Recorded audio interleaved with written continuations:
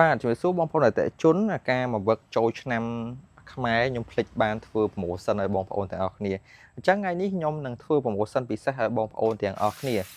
ហើយនៅមុខខ្ញុំនេះគឺជាប្រភេទក្បាលផ្សារសណក្បាលមាន់អញ្ចឹងខ្ញុំមាន2ធឺមាន40បាត់និង60បាត់ហើយតម្លៃវាពីមុនគឺ5រៀលហើយនិង6រៀលនេះ6រៀលអានេះ5រៀលអញ្ចឹងខ្ញុំនឹងលក់បញ្ចុះតម្លៃពិសេសមែនតើហ្មងគឺអានេះខ្ញុំលក់តែ